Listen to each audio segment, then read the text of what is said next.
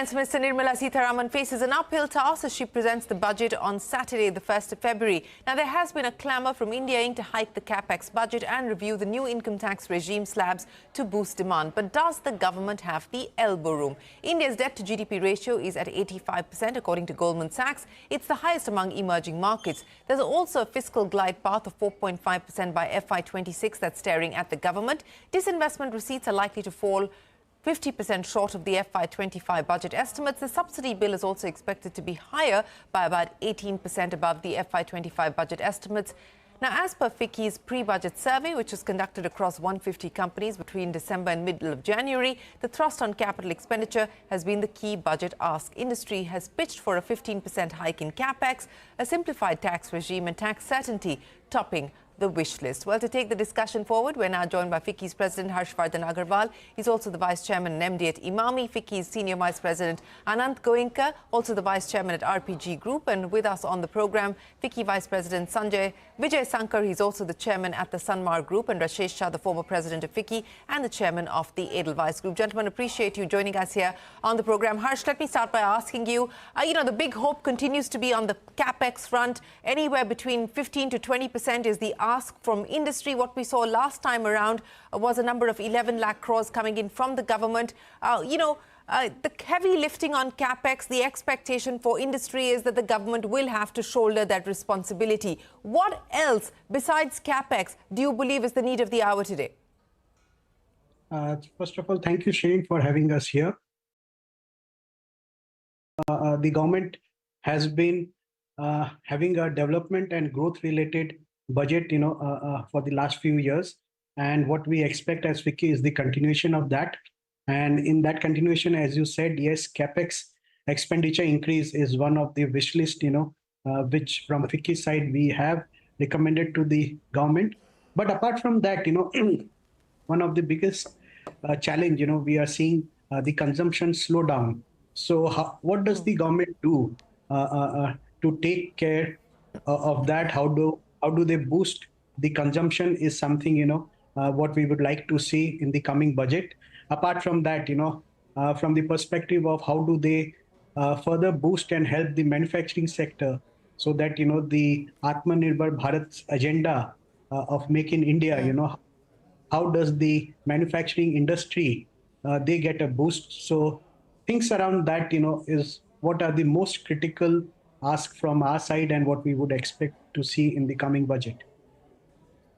Okay, Anant, let's take that forward. So two specific recommendations there from Harsh, more for the manufacturing sector and more to boost consumption. On both those fronts, let me start by talking about consumption. The expectation is that some relief for the middle class, specifically as far as tax breaks are concerned, some further exemptions and tweaks, some relief on standard deduction. But given the way that we've seen this government operate across several budgets over several years, how much are you betting on a significant tax relief coming in?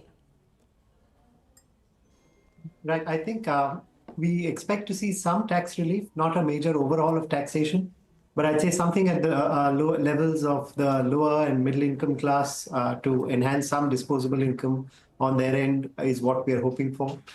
In addition, we had a thought of recommending a temporary issue of consumption vouchers, again, to the same class of lower and middle income with an expiry date so that there is further spurt of expenditure on their part. In addition to that, we felt that food inflation is a big area of concern. And here, I'd say the data at multiple points of what is impacting food inflation needs to be collected. A mission from the PMO side would be very useful with long-term and short-term impacts in terms of one is on the short-term on the logistics side, and in the long-term in terms of addressing supply-side constraints to control food inflation would also help. When you talk about these consumption vouchers, what's the amount and what is the expiry date that you're recommending? We didn't have a specific amount in mind. I think that's for government to really look at balancing the fiscal glide path, and that's important that they maintain that. But based on what they want to do on the income tax side, as well as this, some kind of balance, and an expiry again, possibly of about 6 months or so that in the near term there is some amount of increased expenditure. Anant, on manufacturing specifically, one of the key asks, of course, is, and the hope is that the concessional scheme will be brought back for new manufacturing units. That's what we're picking up on, that is something under active consideration. Whether it's a scheme with a 15% tax rate or an 18% tax rate remains to be seen. But how much will that spur this private capex demand from the government's end, which has, of course, been on the table for long? Right. I think private capex I think once consumption is taken care of, hopefully that will result in higher private capex increase to a certain extent. I think there would be long-term actions which the government has continuously focused on should continue. The Jan Vishwas Act 2.0 is something that we are looking forward to. Maybe some study on the regulatory aspects. That's been a little bit of a challenge overall. And how do we balance between meeting its objectives as well as minimizing the negative consequences of over-regulation? So that balance becomes very important. And we think the China plus one opportunity with such an uncertain US government coming in, the issue of tariffs coming into China, can that be a great tailwind for India over the longer term as well? Manufacturing, we strongly believe, is maybe the number one factor that will result in job creation and spurring of the economy, and we believe strongly that that has to be focused on. Well, that certainly will be something that the government will try and provide additional measures towards. But let me bring Vijay into the conversation as well. Vijay, manufacturing, consumption and deregulation. And I would imagine that perhaps the economic survey is going to be the one that weighs in on the regulatory aspect much more than the budget. But what are you going in with as far as expectations from Budget 2025?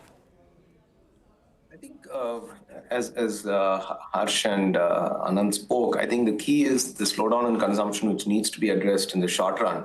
And in the medium and long run, the health of the manufacturing sector, especially given the huge opportunities that we're seeing post the US government and the China plus one opportunity. But there are some things to be done on ease of doing business, including cutting down the multiple slab tax rates, putting more money in the hand of the consumers. I think there's certainly a reason to raising tax slabs, including perhaps the basic exemption limit at the lower levels. This would ideally, these slabs should be adjusted in line with inflation, which will help protect the lower end, the earnings at the lower end, and put more cash in the hands of the consumers at the lower end. I think that is going to be extremely key. Otherwise, what we see is generally tax at most is taxed at the slab rates. All income is taxed at the slab rates virtually now, and it is in our view, it is a little high. There's no government does have a difficult task with the FISC, but it is something that I'm sure the government will live up to industry's expectations. Yes, Neelkant Mishra has left us with a number of about 80,000 to 1 lakh crore rupees. That's the amount to ensure that they stick within the fiscal parameters that have already been outlined in the budget. But Rashesh, let me come to you. We need the fiscal policy and the monetary policy to work in tandem to ensure that we continue to build momentum as far as growth is concerned. What do you expect on the FISC side and on the monetary policy side? We do have an MPC meeting coming up. The expectation is that the MPC will move with the rate cut. But already the liquidity issues being addressed by the RBI, with more liquidity enhancing measures being announced ahead of the budget. How much relief do you anticipate that's brought in? Yeah, actually, it is both the fiscal policy and the monetary policy have to work in sync. Last year, if you saw, because of elections and all,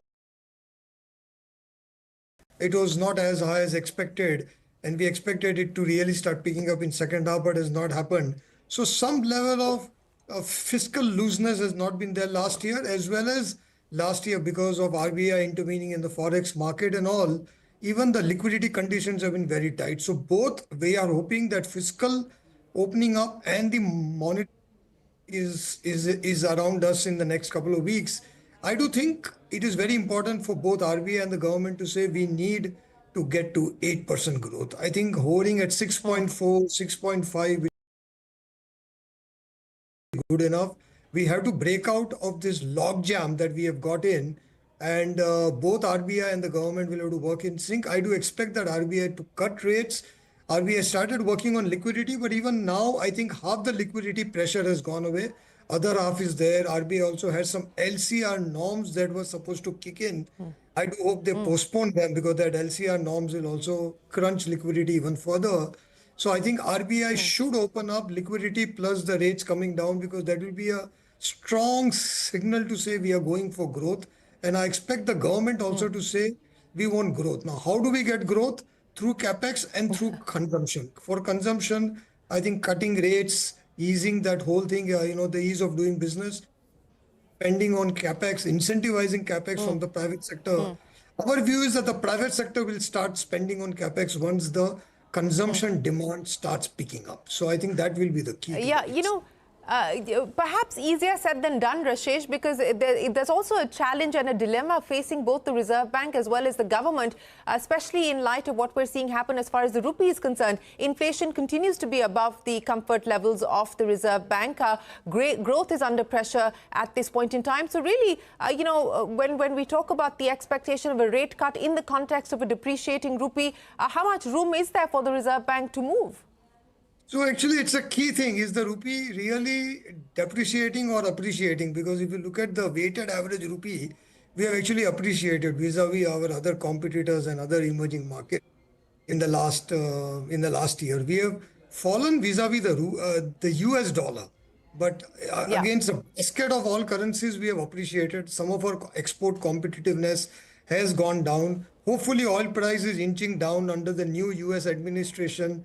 I think drilling will go up. I would expect that oil prices will come down. So I think we may have a little bit of room.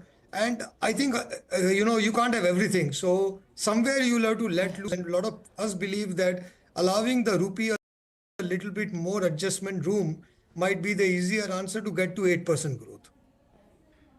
Ananta, how are manufacturers looking at what is happening as far as the currency market is concerned? And, there is, of course, one side that believes that it actually will enable India to be much more competitive, our exports. But we've also got an interesting, commentary coming in from the Federation of Indian Exporters saying quite the contrary. So how are manufacturers looking at what's happening with the rupee, and what is the view from here? I think it would vary sector to sector component as well that comes in. So net, if you're a net exporter of products, it's better for you if the rupee is depreciating. But net, I say that there is not much difference that happens because in the end, we also import a fair amount of raw material. So it's about balancing that out. But overall, of course, it should aid imports as rupee depreciates against the dollar. Now, going back to the China plus one opportunity, if there is a duty imposed on China, then the US market opens up and the relevance of dollar-rupee makes a big difference. And that can become a very large opportunity for Indian exporters over time. I think it is upon Indian entrepreneurs now to go those markets, solve customers' problems in global markets, and develop products for those markets as well. So some amount of the onus lies on us as well. Absolutely. The Indian entrepreneur will have to be nimble and agile to make good of the opportunities, but we will also have to wait to see whether tariffs are imposed on India and across which sectors. It's a threat that President Trump has reiterated several times over already, not just on the campaign trail, but in office. But Harsh, let's talk about what's happening on the FMCG side. And, we've seen this tepid volume growth continue now for several quarters. Is there any green visible at this point in time? And attributing this consumption slowdown to primarily? See, what we've seen that earlier, since last 2 years, in fact, rural was the area, where there was concern and consumption was slow. But now what we see is rural has come back, it's growing much better than the urban areas. And the real problem is in the area of, the middle class, the lower middle class, is where the biggest challenge is. If you see, the overall average retail consumption of Indian consumers, 75% of their spend goes in food and grocery. So which leaves them with only 25% to be spent on discretionary areas. So any inflation in food really have an impact on the discretionary spend. So the point is, how does the government help controlling the inflation in food? Certainly will help in consumption to revive. Apart from that, green shoot perspective, yes, the inflation, we are seeing, the food inflation coming down a little bit. So going forward, yes, if it comes down further, then it will certainly help.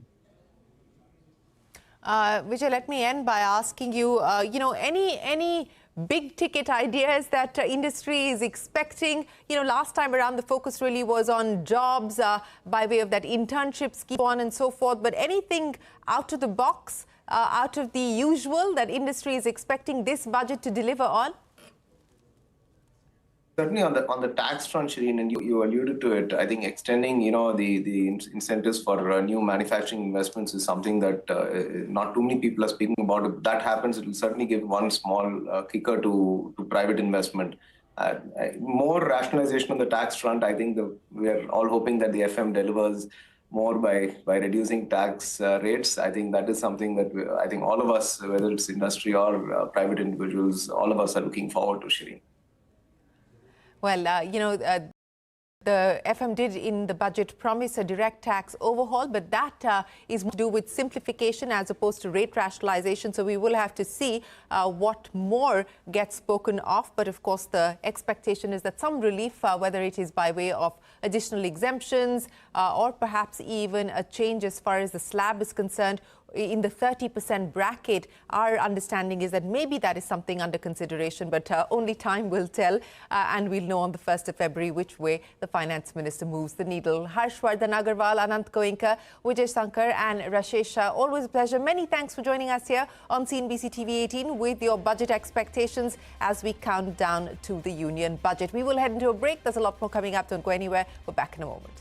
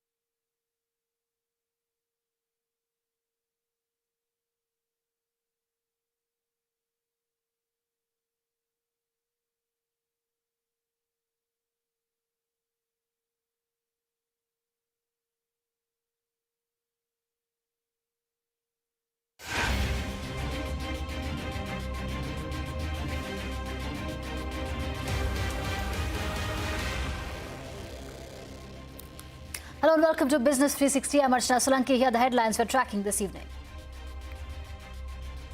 Bulls reclaim more lost ground. Sensex gains over 600 points. Nifty moves back above 23,000. Mid-caps outperform with the index gaining over 2%. Maruti Suzuki beats estimates in Q3. Revenue up 16%. Profits rise 13%. Margins contract due to discounts even as it remains ahead of peers like Hyundai India.